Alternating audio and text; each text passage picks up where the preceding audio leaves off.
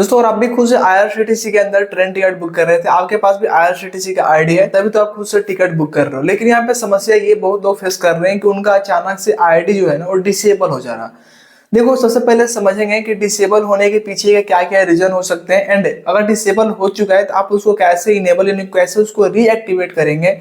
और एक चीज क्लियर कर दूं कि जब एक पर्सन का आईडी डिसेबल हो जाता है ना, तो फिर उस नाम से और उस आधार नंबर से आप दूसरा आईडी क्रिएट नहीं कर सकते। आईआरसीटीसी के रूल्स में ऐसा मेंशन है, आप चाहे कुछ भी कर लो, क्रिएट नहीं कर पाओगे क्योंकि आपका आईडी डिसेबल हो चुका है। तो फिर आपके पास एक ही ऑप्शन है कि उस आईडी को कैसे हम इनेबल कराएं, कैसे उसको रीएक्टिवेट कराएं। तो इस वीडियो के अंदर मैंने प्रॉपर विद प्रैक्टिकल एक्सप्लेन किया हुआ है, वीडियो बिल्कुल भी स्किप मत कीजिएगा। और चैनल पर फर्स्ट टाइम विजिट किए हैं तो प्लीज आपसे रिक्वेस्ट है, वीडियो को लाइक करके चैनल को सब्सक्राइब भी कर सकते हैं। तो चलिए शुरू करते हैं। सबसे पहला स्टेप कि हम ये चीज जानेंगे कि आखिर जो आईडी डिसेबल हो रहा, चाहे जिनका भी हो, और डिसेबल होने के पीछे का क्या क्या रीजन हो सकता है। देखो, पहला रीजन तो ये ना कि अगर आपने आईडी क्रिएट कर लिया और आईआरसीटीसी के रूल्स में ऐसा भी मेंशन किया गया है कि जिनका आईडी है आईआरसीटीसी प्लेटफॉर्म के ऊपर, तो अपने आईडी से आधार ऑथेंटिकेशन तुरंत कंप्लीट कर लें। अगर उनमें से आप एक हो, अपने आधार ऑथेंटिकेशन कंप्लीट नहीं किया हुआ है और आप लगातार टिकट बुक किए जा रहे हो, तो इस सिचुएशन में उन बंदे का आईडी को डिसेबल की कर रही है आईआरसीटीसी। ठीक है, ये तो पहला रीजन हो गया।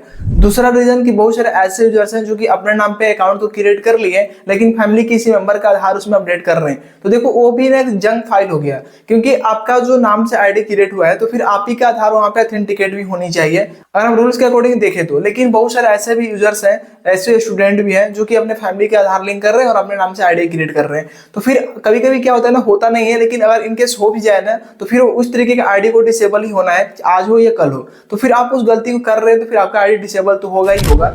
एंड थर्ड रीजन ये भी है कि बहुत सारे लोग ऐसे थर्ड पार्टी सॉफ्टवेयर यूज करते हैं अपने आईडी के साथ टैप करके। वो क्यों करते हैं? तत्काल टिकट बुक करने के लिए। ऐसे बहुत सारे मैंने वीडियो कंज्यूम किया, मुझे पता चला कि ऐसे बहुत सारे थर्ड पार्टी एप्लीकेशन है जो कि सक्सेसफुल नहीं है। वो आपके आईडी के लिए और आपके डिवाइस के लिए भी हार्मफुल हो सकते हैं, बट बहुत लोग इस चीज को नहीं मानते हैं। खैर, जो भी हो, तो आपने उस तरीके के सॉफ्टवेयर या एपीके फाइल वगैरह को अपने आईडी से टैप करके तत्काल टिकट बुकिंग के लिए हेल्प कर रहे थे, उस टाइप के ना आईडी को ब्लॉक करेंगे। क्योंकि आईआरसीटीसी के रूल्स में ऐसा मेंशन है कि अगर आप इस तरीके कोई भी थर्ड पार्टी एप्लीकेशन यूज कर रहे हैं, टिकट बुकिंग के लिए आप फास्ट सर्विस कर रहे हैं उस एप्लीकेशन की मदद से, तो वो एक सस्पिशियस एक्टिविटी मानी जाएगी। तो इस कंडीशन में, इस सिचुएशन में आपका आईडी डिसेबल होना ही होना है।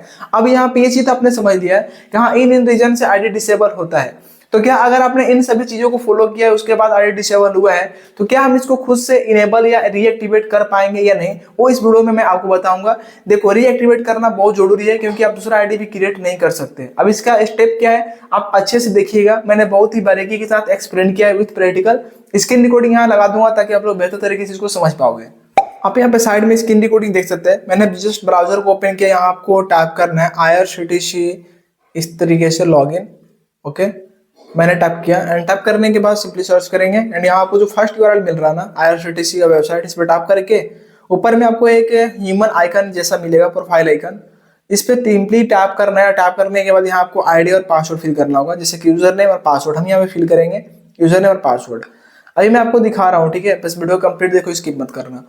यूजर नेम फिल किया, just password captcha, okay. And यहाँ पे देखेंगे तो हमें एरर दिख रहा है यूजर आईडी, और हमारा यहाँ पे यूजर आईडी दिखा रहा है इज डिसेबल दिखा रहा है। अभी डिसेबल दिखा रहा है, इसके पीछे का रीजन क्या है मैंने तो आपको बता ही दिया। अब इसको सॉल्व कैसे करना है, देखो डिसेबल दिखा रहा है ना, अब यहाँ कुछ नहीं करना है, यहाँ सिंपली बैक हो जाना और बैक होने के बाद आपको इसी ब्राउजर में दूसरा पेज ओपन करना है जिसका नाम होगा आईआरसीटीसी आईडी डिसेबल। इतना सर्च करना सिंपली। मैं बेसिक चीजें बता रहा हूँ ताकि आप लोग कोई भी सर्च कर पाओगे। थोड़ा सा नीचे आएंगे स्क्रॉल करके, यहाँ आपको मिलेगा option IRCTC inquiry portal. Simple इस पोर्टल के ऊपर आपको टैप करना है, वन टैप, ठीक है। इस पे टैप करने के बाद आपको यहाँ पे एक नया सा पेज आएगा जिसमें कि यहाँ बोला जाएगा चूज ए कैटेगरी, चूज सब कैटेगरी। तो आपको पहला ऑप्शन जो मिल रहा है ना, चूज ए कैटेगरी, इस पे सिंपली यहाँ देखेंगे साइड में ड्रॉप डाउन मिलेगा, इस पे टैप करके आपको यहाँ ऑप्शन चूज करना है प्रोफाइल रिलेटेड इशू, ठीक है। पहला सेकंड ऑप्शन चूज करना है प्रोफाइल रिलेटेड इशू। फिर सेकंड बॉक्स पे ड्रॉप डाउन पे टैप करेंगे, यहाँ आपको मिलेगा user ID deactivated and suspended. यहाँ पे ऑप्शंस मिल रहा ना, इस ऑप्शंस को सिलेक्ट करना, ठीक है, क्योंकि अपने को आईडी तो ब्लॉक है ना, तब इस पे टैप करेंगे। अब यहाँ पे आएगा इस क्वेरी पोर्टल के ऊपर आपको रजिस्ट्रेशन करने का ऑप्शन। तो अपना ईमेल और मोबाइल नंबर से रजिस्ट्रेशन कर लेना सिंपली। हाँ, यहाँ पे ना नंबर और ईमेल वही देना जो आपके आईडी के साथ पहले से लिंक है। नंबर पर वन टाइम पासवर्ड आएगा आईआरसीटीसी की तरफ से, उस पासवर्ड को यहाँ पे फिल करेंगे जो कि 6 डिजिट का होगा। तो हम चलो फिल कर लेते हैं। अगर ऑटोमेटिक फिल हो तो अच्छी बात है, फिल ना हो तब मैनुअली फिल कर लेना। चलो हम ओटीपी रिसीव हो चुका है, हम यहाँ पे फिल किया, जस्ट वेरीफाई। ओके, लोडिंग लेगा थोड़ा सा। अब यहाँ पे आपका ईमेल चूज करने को बोलेगा, तो आप अपना वही ईमेल चूज करना जो जीमेल आपके इस आईडी से लिंक था। ठीक है, हम यहाँ पे सिलेक्ट करके सबमिट करेंगे। सबमिट करने के बाद हमारा वो आईडी यहाँ पे शो हो जाएगा इस तरीके से। अब यहाँ मिलेगा रेज ए कंसर्न, सिंपली इस बॉक्स के ऊपर टिक करना है। यहाँ पे टैप करने के बाद ना आपको क्या करना है, वहाँ आपका जो भी डिसेबल वाला जो पेज आया था पहले जो मैंने दिखाया, उसका स्क्रीनशॉट लेके रखना पहले से। और इस पे टैप करने के बाद यहाँ आपको स्क्रीनशॉट अपलोड करने का ऑप्शन आएगा, जैसा कि मैं अभी आपको करके दिखा रहा हूँ। ओके, मैंने इस पे टैप करके बैक हो गया ऑटोमेटिकली।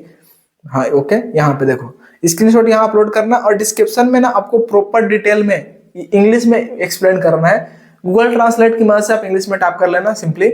जैसे कि मैं आपको पहले बोला कि अगर आप उन सभी चीजों को फॉलो किया होगा, कोई सस्पिशियस बुकिंग किए होंगे, तो वो सब चीजें है ना पूरा सच में यहाँ मेंशन कर देना। चाहे जो कुछ भी अपने एक्टिविटी किया होगा वो चीज यहाँ मेंशन कीजिएगा, ताकि उनको लगे कि हाँ ये सही में जेन्युइन चीजें बता रहा है, एक्सप्लेन कर रहा है। तो ये लोग ना 24 आवर्स के अंदर आपको एक मेल करेंगे, उस मेल में आपको मिल जाएगा कि आपका आईडी मतलब फिर से रीएक्टिवेट हो चुका है। देखो दूसरा आईडी आप क्रिएट नहीं कर सकते, आपको ये चीज करना ही पड़ेगा अपने आईडी को अगर बचाना चाहते हो तब। इस प्रॉब्लम को सॉल्व करने के लिए इस स्टेप को फॉलो करना ही पड़ेगा। इन सब स्टेप को फॉलो करने के बाद अगर फिर भी कोई रिस्पॉन्स नहीं मिल रही है तो आप मुझे इंस्टा पर डीएम करके हमसे हेल्प ले सकते हैं। मिलते हैं फ्रेंड्स एक नए वीडियो में। Subscribe the channel for more videos. Thank you.